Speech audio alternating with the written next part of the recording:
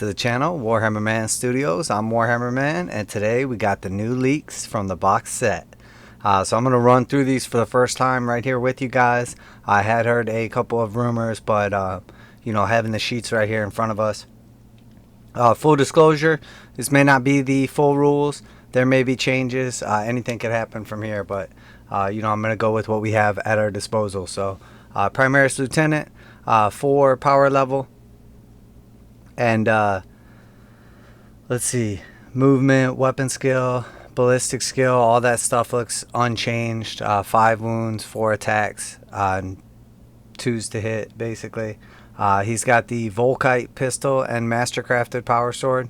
The NEW40k pistol is 15-inch range, 2-shot pistol, strength 5, no AP. It's got 2 damage and on unmodified wound roll of 6 inflicts a mortal wound. So it's like same ability as the AdMech Volkites.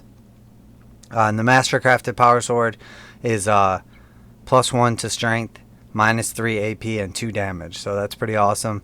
And it does specifically list for frag and crack grenades that the frag grenades have blast for like the new blast rule. So, but most importantly, right here on this data sheet is the storm shield. The bearer has a 4+ invulnerable save, so it's 4+ instead of 3+, and then it improves the bearer's save characteristic by 1. So his 3+ armor save will become a 2+, and then he'll have a 4+ as well. So in cover he'll have a 1+ theoretically. So, but 2+, 4+ I think is more. I think that should be the best save that you can get as a regular dude, unless you're some like awesome special like legendary character. I don't think you should be getting a 3+ invulnerable save. So, but he does have Angels of Death, Technical Precision, which is reroll 1s to wound.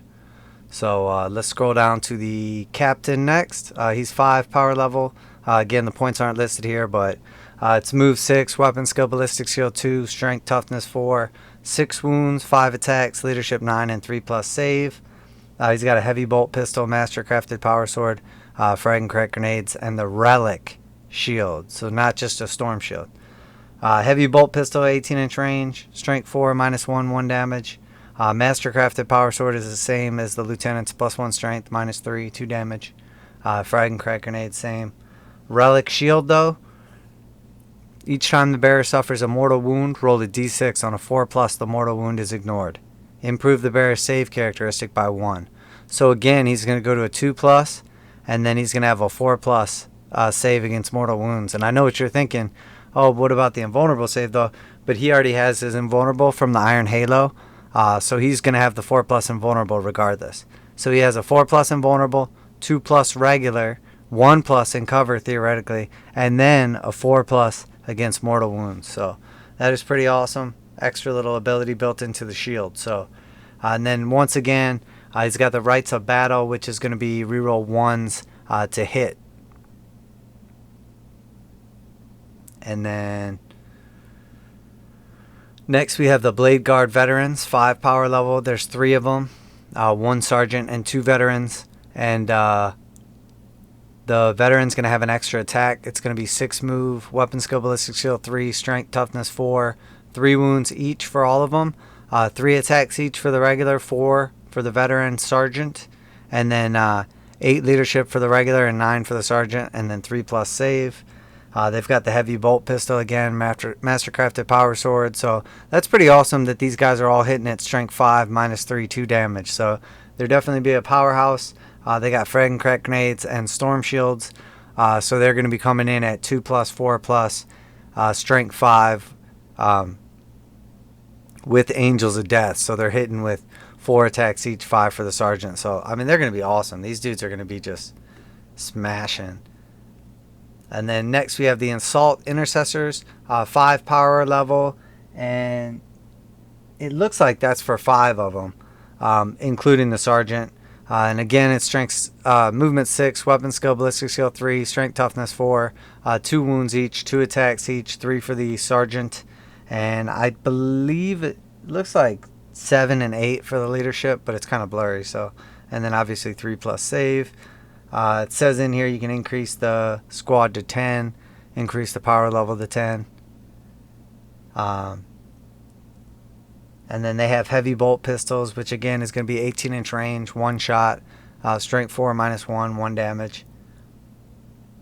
It's got stats for a plasma pistol for the sergeant, which is unchanged, strength 7, -3, 1 damage, or overcharge.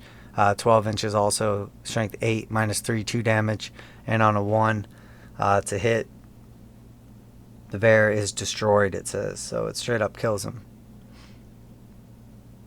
Chainsword is going to give them an extra attack. It's called an Astartes chainsword, so it has an additional -1 AP. So it's -1 AP, 1 damage, extra attack, frag and crack grenades, and then the sergeant, like I said, can have the option of a plasma pistol instead of bolt pistol. Angels of Death, of course. Combat squads, if you take 10, you can split them into 5s. Eradicator squad, 5 power for 3 of them. 2 regular and a sergeant. They have move 5, so they're -1 move over the regular marine armor. But their weapon skill, ballistic skill 3, strength 4, toughness 5. 3 wounds apiece, 2 attacks each, 3 for the sergeant. Leadership 7, 8 for the sergeant, 3+ saves. They've all got bolt pistols and melta rifles. So the bolt pistol is regular, 12 inches, pistol 1, 4, with 1 damage, no AP. Melta rifles, this is crucial here. Assault 1, 24 inches. Strength 8, -4 AP, D6 damage. At half range, roll 2 dice for damage and discard one of the results. So it's regular melta roll at 12 inches. So theoretically, you can move them 5 inches plus your 24. So they have a 29-inch threat range, or you move them 5 and then 12-inch half range would be 17 for the double dice. So 17 threat range is good, but now because that's an assault weapon too, you can run and take the -1 to hit because it's an assault weapon. So that increases their threat range another D6 inches, or potentially gets them up closer so they can get that extra, 2 damage rolls. So if you have the option of being outside of half range and getting 1 damage roll if you go through the armor, versus taking the -1 to hit for them by running to get within that half range and then getting to pick which damage roll you want. I mean, statistically, that's got to increase the output of the squad substantially, like the damage of the squad. And then if you have a special rule that lets them run without getting the -1, depending on what chapter you are or whatever, that's awesome. If you have rerolls to hit, like that even further negates like the, like a chapter master or something like that is going to negate that -1 to hit even more. And then also on top of that, they have Angels of Death, but they have total obliteration. In your shooting phase, you can declare this unit will only shoot a single target. So everybody in the squad has to shoot all their shots at 1 target. If you do, select 1 target unit for this unit. So you pick a target, everybody shoots at it. Models in the unit can shoot twice this phase, but they can only target the enemy unit. So now you have 2 shot apiece meltas, which is much more effective. So it's essentially like the aggressor ability, but instead of having to remain stationary to shoot twice, they just all have to shoot at the same squad. So in my opinion, or same target, in my opinion, that's even better, because they want to be mobile because they have short weapons. They want to shoot twice because they're hard hitters. And the ability now to run on top of that, to get within range, to get the extra damage dice at only a -1 to hit, like increases their damage output substantially, because now you have 6 melta shots, coming through, so you have potential of 12 damage dice versus 6 damage dice, and you get to pick the highest for every one of those. So I mean, they definitely have some potential here. They could be some hard hitters with new outflank rules and stuff like that. Could be pretty cool. We'll see how it all plays out, but they definitely have some potential. Definitely cool. And then we'll see. They I imagine will probably have an alternate weapon as well, although they may not. I don't know. In future kits. Next we have the Outriders, 6 power, 3 bros, including 1 sergeant. Move is 14 on these guys, so they're moving like scout bikers used to, not like the typical like 10 or 12 of a biker. Weapon skill 3, ballistic skill 3, strength 4, toughness 5, of course, on a bike. Wounds 4 apiece, 4 wounds each. So the Primaris bikers go from 2 wounds for the normal bikers and normal Primaris Marines to 4 wounds for the Primaris bikers. So that's pretty awesome. 2 attacks each, 3 for the sergeant. Leadership 7, 8 for the sergeant, 3+ saves. And they've got the bolt pistol, heavy bolt pistol, twin bolt rifle on the bike, Astartes chainsword, frag, and crack grenades. So the heavy bolt pistol is regular. Twin bolt rifles are 30-inch range, rapid fire 2, strength 4, -1 damage. So you're getting 4 shots apiece at half range. So with their move, that's like a 29-inch threat range for the rapid fire. Oh, and as a matter of fact, they should get to rapid fire regardless because they aren't mounted on a bike. So, and then the Astartes chainsword again is going to be strength user, so it's 4 with the -1 AP, 1 damage. So, and they get the extra attack from the chainsword. So they're coming in with 3 attacks each, 4 for the sergeant. Angels of Death also, so +1 on the charge. If this unit makes a charge move, add 2 to the attacks characteristic of this unit until the end of the turn. So I guess I'm not sure if that's in addition to Angels of Death or not. If it is, that's amazing, because that would give them 3 attacks on the charge. I'm assuming it doesn't stack, but I don't know. It might. Yeah, I'm assuming it doesn't stack. So I'm thinking they get, instead of +1 from Angels of Death, I'm thinking they get Devastating Charge. So that's realistically, with the chainsword, going to go from 3 attacks for the regular guys to 5. All right, and then next we have the Primaris chaplain. He's power level 4. Move 6, weapon skill 2, ballistic skill 3, strength 4, toughness 4, 5 wounds, 4 attacks, leadership 9, and looks like a 3+ save, I believe. And he's got the Absolver bolt pistol, which is 18-inch range, pistol 1, strength 5, -1, 2 damage. And then he also has the Crozius, which is +2 strength, -1, 2 damage. So that's pretty cool. He's going to be hitting at strength 6. Frag and crack grenades, Angels of Death, and then Spiritual Leader. So anybody within 6 inches can use his leadership, which is 9. So that's pretty awesome. And then he has his 4+ invulnerable. And then he also has the Priest trait, which is the model knows litany of hate. And then you can choose, obviously, to have a different litany if you want. Every turn at the beginning of the turn, if he's on the battlefield, you roll a die on a 3+. The litany basically like affects 1 unit until the next command phase, so till the next turn. So essentially, once a turn, he gets to like bless a nearby unit, and then like the different litanies do different stuff. This one is reroll hit rolls, and it's like hand-to-hand combat for units. So, and then there's also obviously a bunch of other litanies and like chapter specific litanies as well, so that's pretty cool. All right, and then next we have the Judiciar, and he's got the Executioner's Blade and Absolver Bolt Pistol. Move 6, weapon skill 2, ballistic skill 3, strength 4, toughness 4, 5 wounds, attacks 4, leadership 9, 3+ save, 4 power. And the pistol is going to be that same strength 5, -1, 2 damage.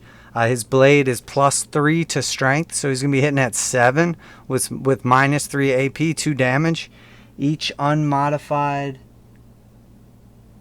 It looks like wound roll of 6 is going to cause a mortal wound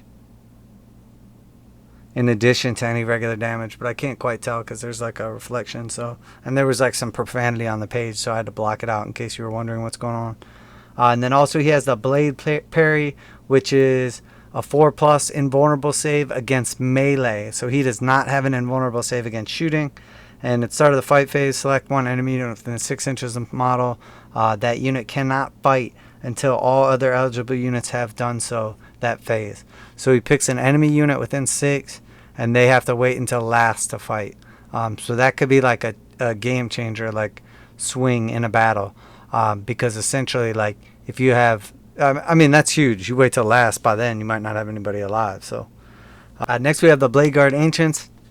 They are move 6, power 5, power level 5, move 6, weapon skill 3, ballistic skill 3, strength 4, toughness 4, 5 wounds, attacks 4, leadership 9, 3+ save. And they are equipped with the heavy bolt pistols, frag and crack grenades. Oh, this is the ancient. I'm sorry, this is just one guy, the standard bearer guy.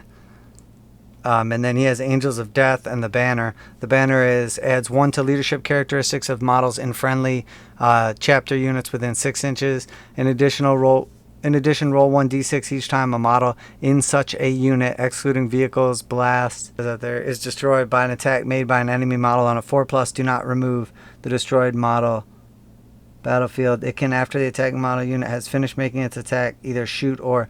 Alright, so it looks like...